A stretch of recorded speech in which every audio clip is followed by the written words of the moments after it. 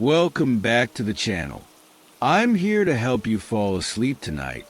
So, before we get started, if you're enjoying this video so far, give it a thumbs up and hit that subscribe button so you don't miss any future sleep content.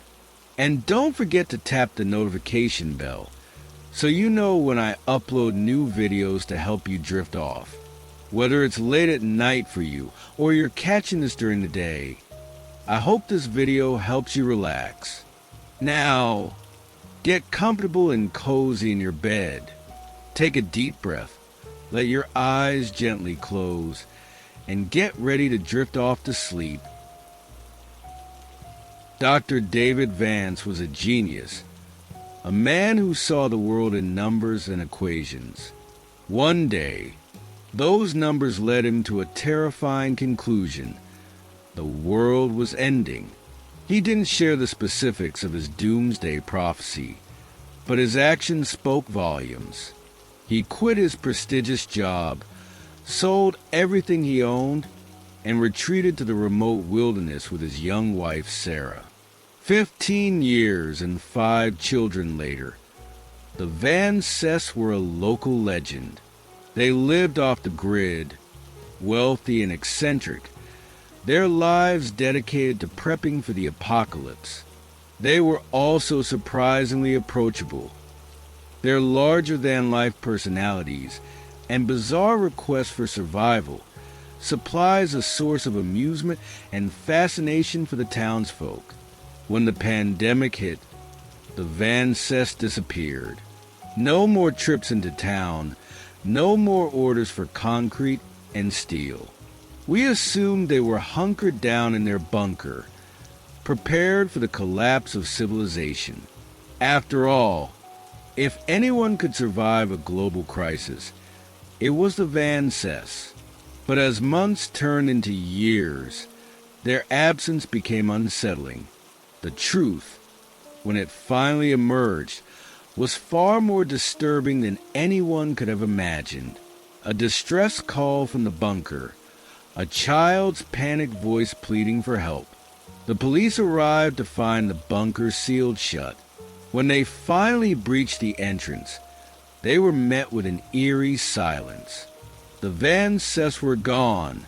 The bunker was a scene of chaos. Overturned furniture, makeshift barricades, and strange, dark stains everywhere. The police offered few explanations, only cryptic warnings of a non-organic contaminant and assurances that there was no cause for alarm. The bunker was to be demolished, the tragedy buried along with the missing family. But the questions lingered. What had happened to the Van Cess? Where were their bodies? And why hadn't they called for help sooner? 3 years later, I stumbled upon the bunker. The police tape fluttered in the wind, the entrance gaping open like a wound in the earth. A sense of dread washed over me as I approached, my flashlight beam illuminating the bloody fingerprints on the door handle and the shattered viewing window. I hadn't intended to go inside, but my dog, Riley, had vanished into the darkness. He was my family, and I couldn't bear the thought of losing him. With a heavy heart, I followed his tracks into the bunker. The corridor walls were covered in frantic scribbles, equations, and diagrams focused on the bunker's faulty door lock. Further down, the writing devolved into a desperate, repetitive mantra. 5 doors. 5, not 6. 6, didn't make it. Then, a series of chillingly neat paragraphs, each topped with a Christian cross. Ethan Vance, age 15, a gifted guitarist. He liked boys, even though he thought I didn't know. I loved him with everything I had. He would have made a great man. David Vance's memorials to his children, a father's final act of love in the face of unimaginable loss. At the end of the corridor, a trapdoor led down into the depths of the bunker. Riley's tracks disappeared into the darkness below. Steeling myself, I descended the ladder. The living space was a claustrophobic maze of multifunctional furniture, designed to accommodate a family of 7 in close quarters. But it was the dining table that caught my attention. The table was set for dinner, the plates still filled with blackened, rotting food. A child's hat lay discarded on a chair, and everywhere those strange, dark stains. They weren't blood, but something far more disturbing. Liquefying flesh. The stains were everywhere, on the chairs, the floor, even the television remote. It was as if the Van Cess had melted into their surroundings. A jigsaw puzzle lay on another table, the pieces meticulously divided into 4 piles, only one of which had been touched. I imagined David, desperately trying to maintain a sense of normalcy as his family succumbed to a horrifying illness. The evidence of their suffering was everywhere. A door barricaded with wooden beams, a partially disassembled sofa, burned beds, and all the light bulbs removed and placed in a box. And then I saw it, a human finger jammed into an empty light socket. What had driven the Van Cess to such desperation? And why had the police abandoned this place, leaving so many unanswered questions? Determined to find Riley, I ventured deeper into the bunker. A concrete stairwell led down to the workshop, a vast space filled with humming machinery. In a corner, a workbench held a gruesome sight. A child's arm, severed and laid out on a pile of papers. David had been busy, his whiteboard covered in anatomical diagrams. Was he trying to repair his family, to piece them back together? The thought made my stomach churn. As I searched for tools to open the jammed hatch, a movement in the shadows caught my eye. A pair of white pinpricks glowed in the darkness. They blinked, and a pale hand emerged from the gloom. Panic seized me. I fled back to the storage level, the corpses of the Van Cess shuffling after me. I stumbled into a room, hiding behind a stack of boxes. And then I saw it. A door, taller and wider than the others, rusted and dripping with a strange, oily fluid. It was the door David had mentioned in his recordings, the door that led to something else. Before I could process what I was seeing, the door creaked open, revealing a horrifying sight. A pulsating tube of flesh lined with rows of teeth. "It's coming!" David's voice rasped from behind me. He shoved me out of the room, the corpses of his family shuffling towards the open door. "The only thing we did wrong was being here for it to torture," he whispered, his eyes filled with despair. "It didn't need a reason, just an opportunity. Leave. It won't let us go. It won't even let us die." He joined his family, kneeling before the monstrous doorway. A hand reached through, its fingers impossibly long and gnarled, and closed around David's head. I didn't hesitate. I scooped up Riley and ran, the image of that hand seared into my memory. I scrambled up the ladder, fumbling with the bolt cutters in the darkness. The hatch swung open, and I tumbled out into the night, Riley close behind. But the nightmare wasn't over. As I crawled away from the bunker, a hand, grotesquely large and powerful, emerged from the doorway and clamped around my ankle. I thrashed and screamed, but the grip was unrelenting. Just when I thought all hope was lost, Riley lunged at the creature, his teeth sinking into its flesh. The grip loosened, and I scrambled free, pulling Riley with me.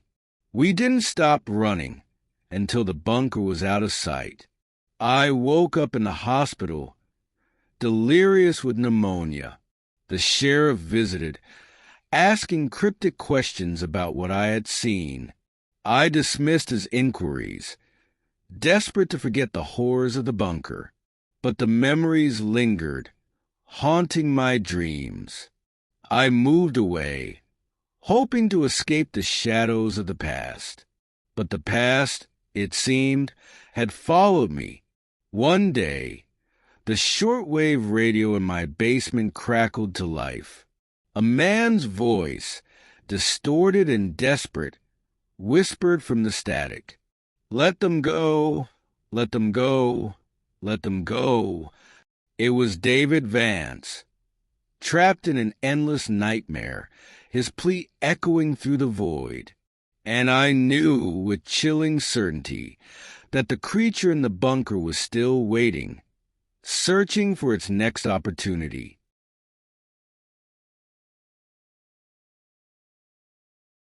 They say flying is the safest mode of transportation, but those statistics didn't do much to calm my nerves as I boarded my first ever flight.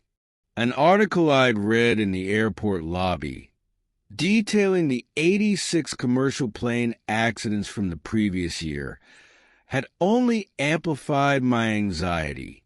With shaky legs and sweaty palms, I handed my ticket to the flight attendant, her cheerful smile doing little to ease my apprehension. The cramped cabin felt suffocating, and the roar of the engines as we took off sent my heart racing. I gripped the armrests, feeling the pressure build in my chest as we ascended. Finally, the plane leveled off, and I unbuckled my seatbelt, my hands still trembling. The flight attendant offered me a water bottle, her concerned expression making me realize how visibly shaken I was. I mumbled a thank you, trying to regain my composure, gazing out the window at the fluffy clouds. I tried to convince myself that flying wasn't so bad. I distracted myself with games on the entertainment system, but as the lights dimmed and fellow passengers drifted off to sleep, exhaustion crept in. Against my better judgment, I decided to try and get some rest. As I drifted off, I heard faint whispers echoing through the cabin, but my sleep-fogged mind dismissed them. That was the last thing I remembered before waking up to an empty plane. My eyes snapped open, and I found myself surrounded by rows of empty seats. The cabin was eerily silent, the only sound the low hum of the engines. Panic clawed at my throat as I searched for any sign of life. But the plane was deserted. Had I slept through the landing? I rushed to the window, pulling up the shade. My blood ran cold. Outside, the sky was a dark abyss, dotted with wispy clouds. I was still thousands of feet in the air, alone on a ghost plane. Terror lent me speed as I raced towards the cockpit, desperate to find the pilots. But no matter how many cabins I passed, the cockpit remained elusive. Each cabin was identical, an endless loop of blue carpets, dim lights, and empty seats. Exhausted and terrified, I collapsed in the aisle. Just when I thought the situation couldn't get any worse, a low, mournful hum filled the air. I looked up and saw a woman sitting a few rows ahead, her back to me. Hope surged through me. Maybe she could help. But as I approached, I saw her staring at the screen in front of her. It displayed a live feed of me, walking towards her. She turned, and my blood turned to ice. It was the flight attendant, her eyes bloodshot and lidless, her mouth stretched into an unnatural grin. "Is there a problem, sir?" she asked, her voice chillingly calm. I stumbled back, fear propelling me forward. I ran blindly, the flight attendant's question echoing in my ears. I tripped over something, the water bottle she had given me earlier. As I got to my feet, I saw her standing at the end of the aisle. "Is there a problem, sir?" she repeated. I turned to run, but every seat was now occupied, each one filled with a duplicate of the flight attendant, their voices rising in a chorus of chilling concern. "Is there a problem, sir?" Driven by sheer terror, I sprinted towards the nearest exit door, the flight attendant's footsteps pounding behind me. I fumbled with the latch, the heavy door swinging open to reveal the inky blackness of the night sky. The icy air whipped at my face as I was sucked out of the plane. I plummeted through the darkness, waiting for the inevitable impact. But instead of crashing to the ground, I found myself back in my seat, the chilling sensation of falling fading away. I was reliving the moments before I fell asleep. This time, I fought off the exhaustion, determined to stay awake. The hours that followed were agonizing. Every creak of the plane, every whisper, sending shivers down my spine. Finally, we landed. As I disembarked, I tried to convince myself it had all been a nightmare. But as I passed the flight attendant at the door, her words sent a chill down my spine. "Is there a problem, sir?" I fled the airport, the encounter solidifying the horrifying reality of my experience. But the terror didn't end there. The flight attendant is outside my window now, her lidless eyes fixed on me. I've tried to escape my room, but every door leads back to the same space. I'm trapped, and I don't know how much longer my window can hold her back. The flight attendant's words echoed in my mind as I frantically searched for an escape from my own apartment. Every door I opened, every hallway I traversed, led me back to my bedroom, the window, and her unwavering gaze. I tried calling for help, but the phone line was dead. I banged on the walls, hoping to attract a neighbor's attention, but the only response was a hollow echo of my own desperation. The sun began to set, casting long shadows across the room.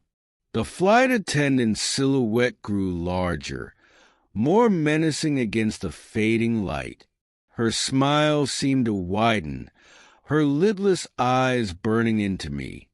I retreated to the corner of the room, my back pressed against the wall, my breath coming in ragged gasps. The room felt colder, the air thick with a suffocating dread. Suddenly, the window creaked open. The flight attendant's head emerged, her grin stretching impossibly wide. "Is there a problem, sir?" she whispered, her voice a chilling rasp that slithered into the room. I squeezed my eyes shut, bracing for the inevitable. But instead of the attack I expected, I felt a cold hand on my shoulder. "Sir, are you all right?" a concerned voice asked. I opened my eyes to see a police officer standing over me, his brow furrowed in concern. Behind him, paramedics were entering the room, their eyes filled with a mixture of pity and apprehension. "We received a call from a concerned neighbor," the officer explained. "They heard shouting and banging coming from your apartment." I looked towards a window. The flight attendant was gone. Had it all been a hallucination? A psychotic break brought on by stress and fear? The paramedics helped me to my feet, their touch gentle but firm. They checked my vitals, their expressions growing more concerned.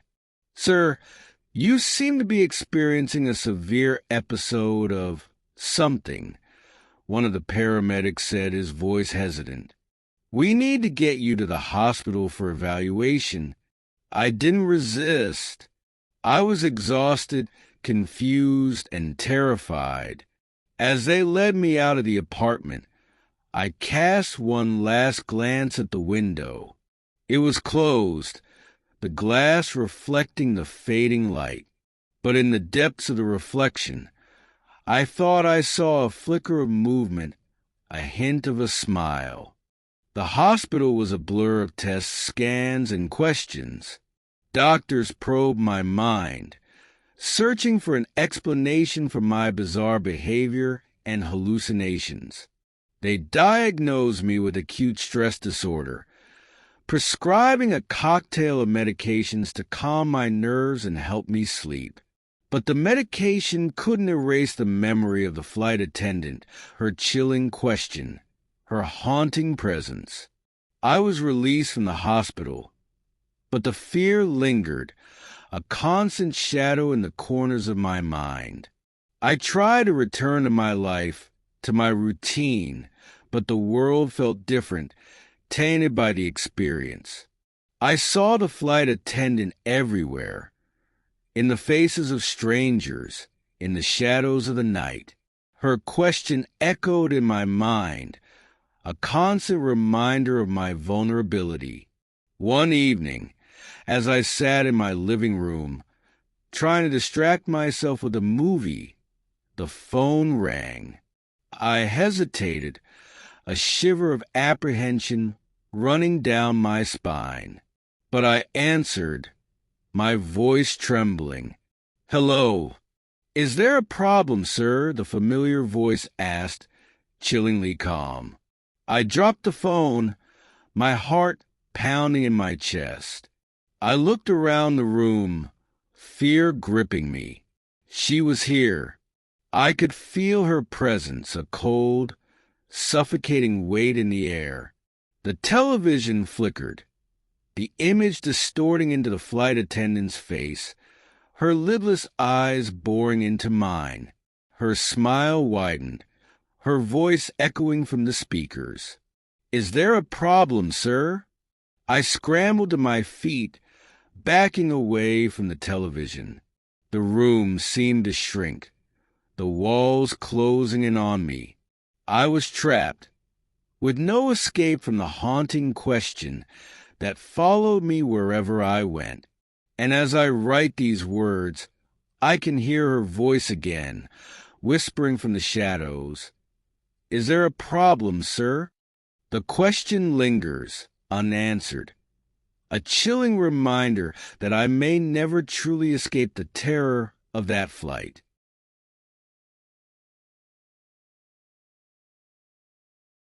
The first hint that something was off came on a Wednesday night. I was lying in bed, restlessly checking the clock, counting down the hours until I had to wake up. Suddenly, a voice jolted me awake. "You'd better stay in bed or else." Emily shouted, her voice hoarse and raspy, like an old chain smoker. My heart pounded as I stared at her in disbelief. After a moment, I couldn't help but chuckle at my own jumpiness. "Don't you fucking laugh," she snarled. "I'll rip your spinal cord out and shove it down your throat." My laughter died in my throat. "Emily, what the hell are you dreaming about?" A chilling grin spread across her face, wider than I'd ever seen before. "If you don't roll over and shut the fuck up, I'll make you swallow every tooth in your mouth." Fear gripping me, I did as she commanded. "Good boy," she rasped, sending shivers down my spine. I lay awake the rest of the night, listening to her occasional creepy laughs and heavy snores. Morning came as a relief, and I stumbled downstairs to make coffee. Emily appeared a few minutes later, yawning, and seemingly back to her normal self. I almost told her about the night before, but exhaustion and the fear of a lengthy explanation won out. The day at work was a blur of fatigue and anxiety. I couldn't shake the memory of Emily's chilling threats. When I finally got home, the events of the night before had faded from my mind. Emily had already made dinner, and after eating, I collapsed into bed, exhausted. I woke up to a horrifying sight. Emily hovering inches from my face, eyes wide and panting heavily. "Emily, what the fuck?" I yelled, my heart pounding. She just stared, silent and menacing. "Emily, you need to wake up. You're scaring me." Her panting stopped, and her lips slowly curled into a grotesque smile. "Emily, knock it off." I pleaded. "Emily, knock it off." She mimicked in a deep, guttural growl that sent chills down my spine. Panic seized me. This wasn't just sleep talking. It was something far more sinister. "It's almost time," she growled, followed by a bone-chilling laugh. Then, just as suddenly, she went limp and began snoring. I lay awake the rest of the night, paralyzed with fear. In the morning, I called in sick. Emily, thankfully, seemed oblivious to the night's events. I considered telling her, but the fear held me back. "I'm not feeling well," I mumbled. I called in sick. "Let me call in too," she offered. "I can take care of you." "No," I blurted out, instantly regretting my outburst. "I just want to sleep," I lied, "and we need the money." She left for work, and I spent the day napping, trying to shake off the terror that clung to me. I knew I had to confront her, but I was terrified of what I might find. That night, I pretended to be tired and went to bed early. After Emily fell asleep, I crept downstairs to watch TV, hoping to avoid another night of terror. But I must have dozed off. I woke to the sound of metal scraping against metal coming from the kitchen. "It's finally time. The big night is here." Emily's raspy voice echoed through the house. Fear propelled me off the couch. I tiptoed towards the kitchen, my heart pounding in my chest. The sight that greeted me made my blood run cold. Emily was sharpening a large kitchen knife, her head snapping back and forth, making a sickening cracking sound. I turned and fled back to the living room, hiding in the coat closet. "Where are you, boy?" she called out, her voice filled with malice. I held my breath, praying she wouldn't find me. She stormed through the living room, screaming in frustration. Then, to my relief, she headed upstairs. I seized my chance, grabbing my phone and car keys. I ran out the door, not caring if she heard me. "No!" she screamed as I sped away. I glanced back at the house and saw her standing in the doorway, her movements impossibly fast. I floored the gas pedal and didn't look back. I checked into a hotel, my mind racing. I had narrowly escaped. But what was happening to Emily? Was she possessed? Was she going insane? I didn't know what to do. I stared at my phone, filled with missed calls and texts from Emily. I knew I needed to confront her, but the fear was paralyzing. What would I say? What would I do?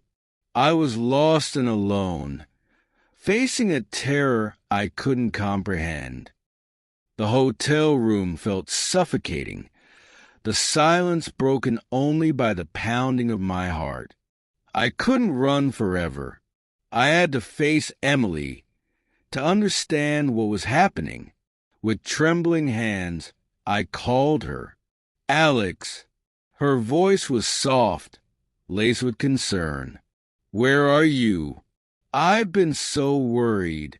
The familiar warmth in her tone almost made me forget the terror I had witnessed. But the image of her wielding that knife, her distorted voice echoing in my ears, brought the fear rushing back. Emily, I began, my voice shaking. I need you to listen to me. Something's wrong. You're different at night. Silence met my words. Then a soft, chilling chuckle echoed through the phone. Different? How so, dear? Her voice had changed, that raspy, guttural tone sending shivers down my spine. You threaten me. You say terrible things. And last night, my voice trailed off, unable to articulate the horror of seeing her with that knife. Last night, she prompted, her voice a sinister purr. Last night, I was simply preparing for our anniversary. Anniversary? Our anniversary was months away. Emily, what are you talking about? Her laughter grew louder, more manic. Don't you remember, Alex? It's the anniversary of our union. The day I became whole. My mind reeled. What union? What was she talking about? Emily, please, I begged. Tell me what's going on. A sigh, heavy with malice, came through the phone. Very well, Alex. I suppose you deserve to know the truth. But first, you must come home. Fear warred with a desperate need for answers. I had to know what was happening to my wife, to us. Okay, I whispered. I'm coming home. The drive back was agonizing. Every shadow seemed to hold a threat, every creak of the car a harbinger of doom. As I pulled into the driveway, the house loomed before me, dark and silent. I stepped inside, my heart pounding in my chest. The living room was empty, the only light emanating from the kitchen. I moved towards it, each step heavy with dread. Emily stood by the table, her back to me. In her hand, she held the same knife from the night before. You came back, she said, her voice a chilling rasp. I knew you would. She turned and I gasped. Her eyes glowed with an eerie light, her smile a grotesque parody of its former warmth. Happy anniversary, Alex, she hissed, raising the knife. Now, let's celebrate. The kitchen seemed to shrink, the air growing thick with menace. I backed away, my voice caught in my throat. Emily, please, I choked out. Put down the knife. Her smile widened, revealing teeth that seemed sharper, more predatory. Why, Alex? Afraid of a little blood. Adrenaline surged through me, battling with the fear that threatened to consume me. I couldn't let her hurt me. I had to fight back. This isn't you, Emily, I pleaded, searching for any trace of the woman I loved in those cold, alien eyes. Whatever this is, we can fight it together. Fight it, she cackled. There's nothing to fight, Alex. This is who I am. This is what I've always been. She lunged, the knife flashing in the dim light. I reacted instinctively, dodging the blade and grabbing her wrist. We struggled, her strength amplified by an unnatural force. Let me go, Alex, she snarled, her voice a guttural growl. It's time for you to join me. I pushed back, my mind racing. I had to disarm her, to subdue her without hurting her. But how? My eyes fell on the countertop, a collection of spices and jars. An idea sparked. I grabbed a handful of cayenne pepper and flung it at her face. Emily shrieked, stumbling back as the spice stung her eyes. I used the opportunity to wrench the knife from her grasp, tossing it across the room. Blinded and enraged, she lunged again, tackling me to the ground. We wrestled, her nails digging into my skin, her breath hot and foul against my face. "You can't stop me, Alex," she hissed, her voice laced with venom. "We belong together, forever." Desperation clawed at me. I had to reach her, to break through whatever held her captive. "Emily, it's me, Alex," I cried, my voice thick with emotion. "Remember our life, our love.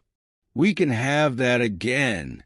Please, come back to me." For a moment, her struggles ceased. A flicker of confusion crossed her face, a brief glimmer of the woman I knew. But it was gone as quickly as it appeared. "No!" she screamed, her voice filled with anguish. "There's no going back. This is who I am now." Her strength returned, renewed and ferocious. I felt my grip slipping, my strength waning. This couldn't be the end. There had to be a way. Just as I felt my strength failing, a memory surfaced. It was a small thing, a silly inside joke between Emily and me. We had been watching a cheesy horror movie, and the protagonist had defeated the monster with the snow globe. I looked around frantically. There, on the bookshelf in the corner, sat a snow globe Emily had bought on a trip to Alaska. It was a kitschy souvenir, a miniature cabin nestled amongst plastic pine trees. With a surge of adrenaline, I kicked out at Emily's legs, throwing her off balance. She stumbled back, momentarily stunned. I scrambled to my feet and lunged for the snow globe, snatching it from the shelf. Emily snarled, her eyes blazing. "What do you think you're doing with that, Alex?" "Something stupid," I muttered, hefting the snow globe in my hand. She lunged again, and I swung the snow globe with all my might. It connected with her temple with a sickening thud. Emily gasped, her eyes widening in surprise. She stumbled, her hand flying to her head. Then her knees buckled, and she collapsed to the floor unconscious. I stared down at her, my heart pounding in my chest. Had I killed her?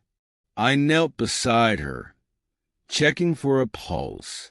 Relief washed over me as I felt the faint thrum of life beneath my fingertips.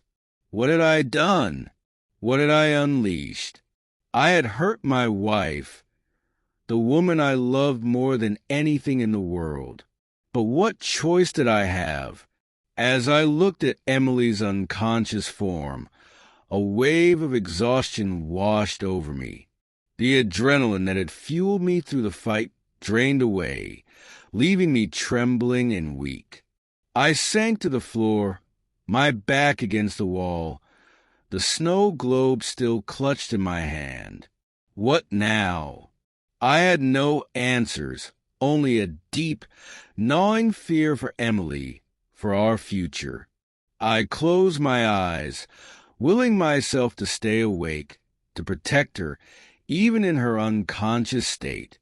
The night stretched on, an eternity of fear and uncertainty. As dawn painted the kitchen window a pale gray, I heard a soft moan. Emily stirred, her eyelids fluttering open. "Alex," she whispered, her voice hoarse and weak. I leaned closer, my heart aching with a mixture of relief and dread. "Emily, it's me. Are you okay?" She frowned, her brow furrowed in confusion. What happened?" I hesitated, unsure how to explain the events of the night. You weren't yourself, Emily. Something came over you." Her eyes widened in alarm. "What are you talking about?" "I don't remember anything." I took a deep breath, deciding to tell her the truth as gently as I could.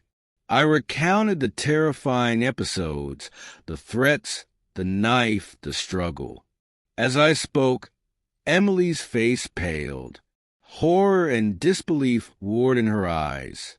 I did that," she whispered, her voice filled with shame. I reached out, taking her hand in mine. "It wasn't you, Emily. Something else took control. But it's gone now. You're back." Tears welled up in her eyes. "Oh, Alex," she cried, throwing her arms around me. "I'm so scared." I held her close, whispering words of comfort and reassurance. We had survived the night, but the scars remained. We had a long road ahead of us, a journey to understand what had happened and to reclaim our lives. But in that moment, all that mattered was that we were together and we were alive.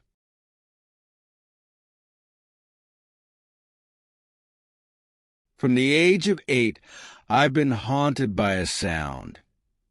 For quick raps on wood, always as I drift off to sleep. Knock, knock, knock, knock.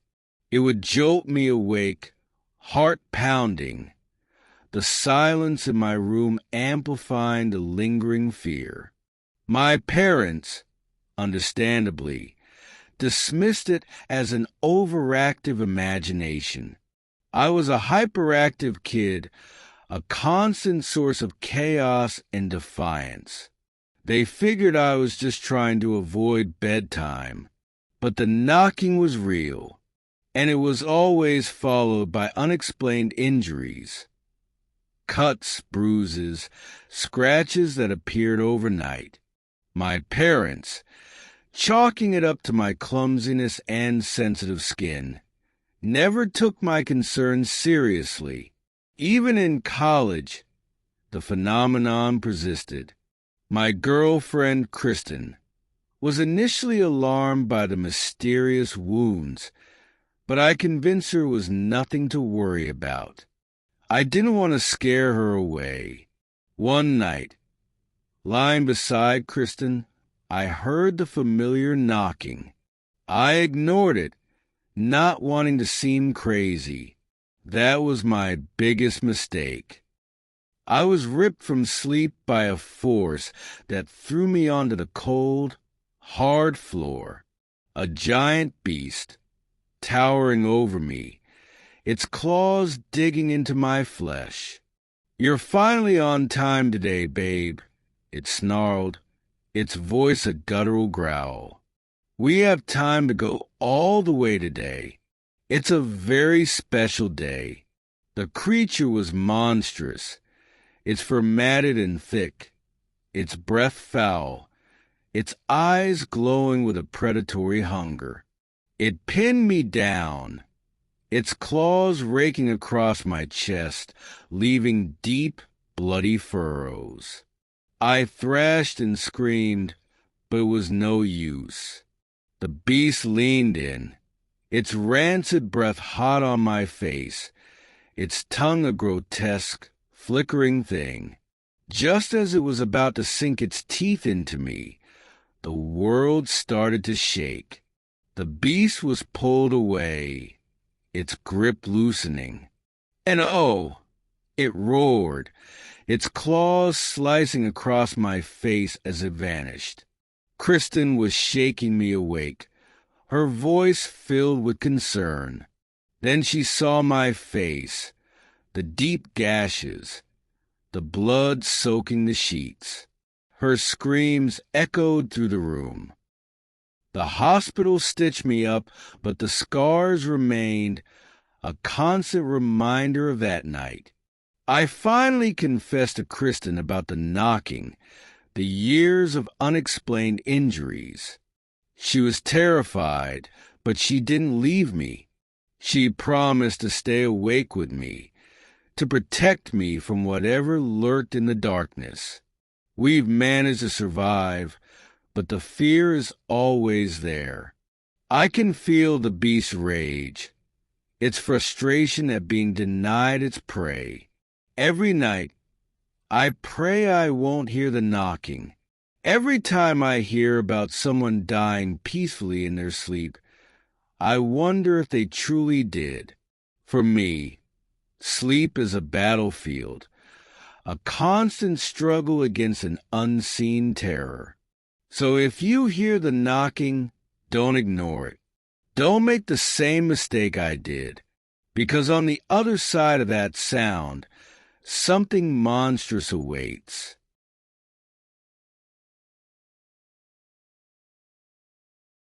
Last year, my life took a bizarre turn. I started falling asleep at random during meetings mid-conversation, even while driving. My boss thought I was on drugs. My wife, bless her heart, thought I was losing it. Turns out I had narcolepsy.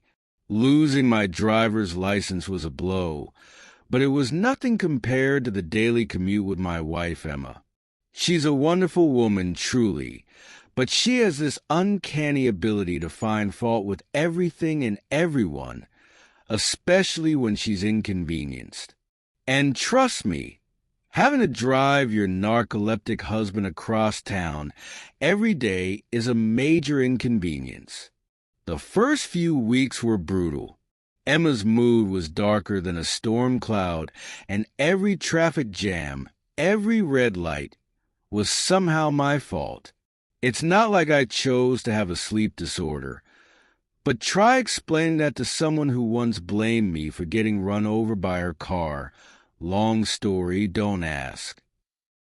At first, the jumps, as I called them, were minor. I'd nod off and wake up in a different room, or outside in the yard. Emma thought I was messing with her, which, I'll admit, was kind of funny at the time. The humor wore off when I woke up half-naked in the town square after Sunday Mass. The embarrassment was intense, and Emma's fury was a force of nature. She didn't speak to me for a week.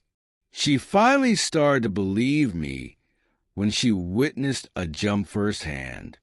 We were at a traffic light. She dropped her phone, and in the 10 seconds it took her to retrieve it, I vanished from the passenger seat. Poof! Gone! The jumps became more frequent, the distances greater. I woke up in strange towns, unfamiliar houses, once even in a different state. We tried everything to prevent it. Tying me to the bed, locking me in security cameras. Nothing worked. The moment no one was looking, I was gone. Eventually, the jumps became too far for Emma to drive. I started taping my passport and wallet to my leg, just in case I ended up needing a flight home. It was costing us a fortune, but what choice did we have? There seemed to be a pattern to the jumps, a strange logic I couldn't quite grasp. Every third jump would be in the same general direction as the first, but hundreds, sometimes thousands, of miles farther. 2 jumps ago, I woke up in South Korea, near the North Korean border.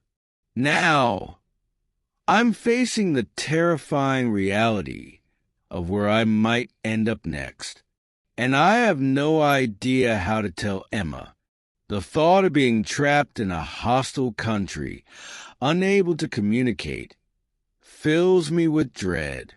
But even worse is the thought of Emma's reaction, the blame, the anger, the "I told you so." I'm trapped in a nightmare, not just of sudden sleep, but of sudden, unpredictable travel. And with every passing moment, the fear of the next jump grows stronger.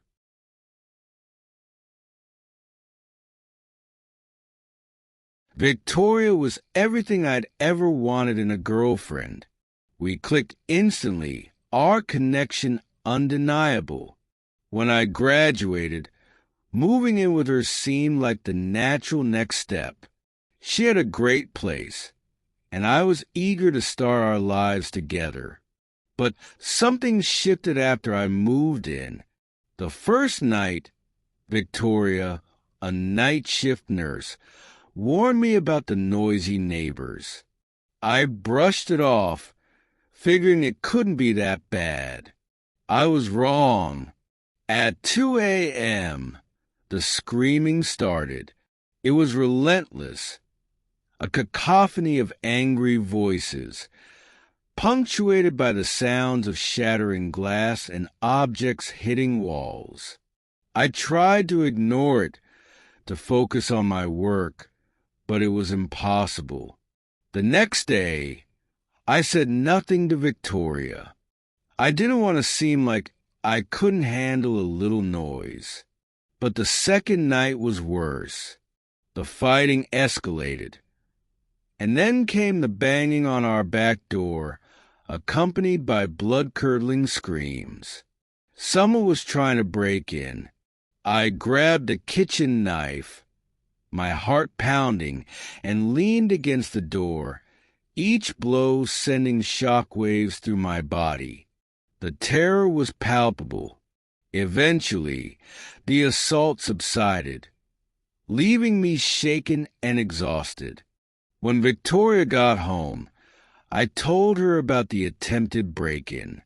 She seemed unconcerned, assuring me that as long as the door was locked, I was safe. But I wasn't convinced.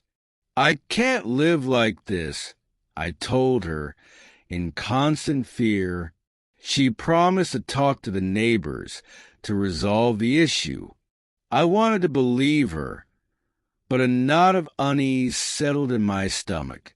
The following night, Victoria left for work, texting me later to say she'd spoken to the neighbors and everything should be fine. I relaxed, relieved, and drifted off to sleep on the couch. I woke up to the screaming. This time, it was closer, much closer. It seemed to be coming from inside the house. I followed the sound, my blood turning to ice as I realized it was emanating from the basement door.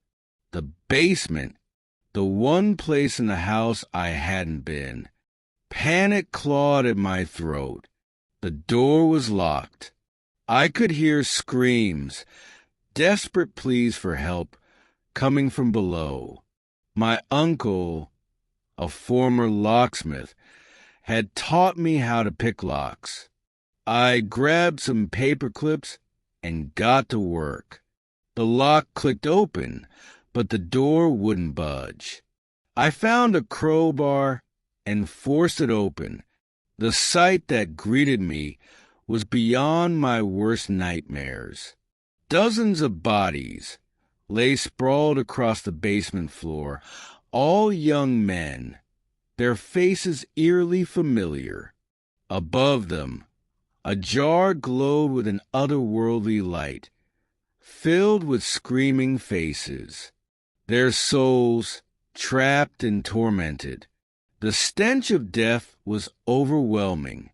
The bodies were drained of blood, their names scrawled in crimson on the floor in front of them. Jack, Noah, Michael, all of Victoria's ex-boyfriends. And at the end of the line, another name, waiting its turn, Dylan. My name. My phone buzzed. A text from Victoria. Hey, babe, I'm home. Sorry about yesterday. Let's have some fun tonight. Winky face. The blood ran cold in my veins. I was trapped in a house of horrors. My girlfriend a monster in disguise. And I was next.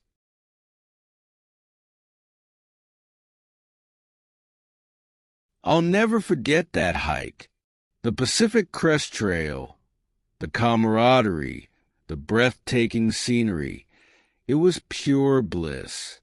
My best friend, Chris, and I had joined forces with Lena, a solo hiker who'd been craving some company. We were exhausted but exhilarated as we reached the trailhead, ready for a shower and a real bed. The shuttle bus back to town was our lifeline, but we were running late. Lena had twisted her ankle, slowing our progress. We arrived at the pickup spot 10 minutes behind schedule, heart sinking. But there it was, the bus, waiting for us. Relief washed over me as we piled in, tossing our gear to the driver. Chris and Lena chatted excitedly, but I was too exhausted. I headed to the back, put on my headphones, and succumbed to the sweet embrace of sleep. I woke up to a silent, empty bus. Disoriented, I stretched, my body aching from the cramped position. Something was wrong, very wrong. Where were Chris and Lena? Where was the driver? Why were we still in the middle of the forest? Panic gnawed at me. Had they abandoned me as a prank? No! That couldn't be right. They wouldn't leave me alone in the wilderness. Would they? I tried the door. Locked. My heart hammered against my ribs. I was trapped, alone, vulnerable. A memory flashed through my mind. Lena, by the campfire, voicing her fear of being watched by unseen eyes in the darkness. I had laughed at her then. Now, her words echoed in my head, a chilling premonition. Desperate to escape the confines of the bus, I found the emergency door release in the driver's compartment. As the door hissed open, I hesitated. The darkness outside was impenetrable, the silence unnerving. I stepped out, the weak light from the bus illuminating the ground. Grass. We weren't at the depot. We were still in the forest. Fear propelled me back inside. I had to get out of there. But where could I go? Staying on the bus seemed like the safest option, but the feeling of being watched, of being hunted, was overwhelming. My gaze fell on the seat where Chris had been sitting. There was something embedded in the fabric. I picked at it, my blood turning to ice as it came loose in my hand. A fingernail, and then I saw the blood stain on the floor. A sharp ping echoed from the roof of the bus. Something had hit it. A rock, a branch, or something more sinister. I didn't wait to find out. I fled into the darkness, adrenaline fueling my flight. I ran until I collapsed, my lungs burning, my body battered and bruised. The forest was silent. I was alone, lost. No supplies, no water, no phone signal. Just a granola bar and a box of matches. And the gnawing fear that whatever had taken my friends was still out there, watching, waiting. I had to find the road. It was my only hope. The trek was agonizing, my fear battling with exhaustion and despair. As the sun rose, casting long shadows through the trees, I stumbled onto the dirt road. Relief washed over me, but it was short-lived. Hours of walking turned into an eternity. A passing car ignored my pleas for help. I collapsed on the asphalt, tears streaming down my face. Finally, a kind stranger stopped, offering assistance. He took me to the hospital, where I was reunited with my frantic parents. But Chris and Lena were never found. The police investigation yielded nothing. No trace of the bus, no sign of my friends. Lena's existence seemed to vanish into thin air. Weeks later, an envelope appeared in my mailbox. Inside, a single photograph. Me on the bus screaming. On the back, a chilling message, just a pine cone. A year has passed, and the questions still haunt me. Who is watching? What happened to my friends? And are they still watching me? I don't have any answers. All I know is that I will never fall asleep on a bus again. The fear is too deeply ingrained. The memory of that empty bus, the fingernail, the bloodstain, forever etched in my mind. The world feels different now, tainted by the unknown. Every shadow seems to hold a hidden danger, every silence a whispered threat. And I can't shake the feeling that I'm still being watched, that the nightmare isn't over.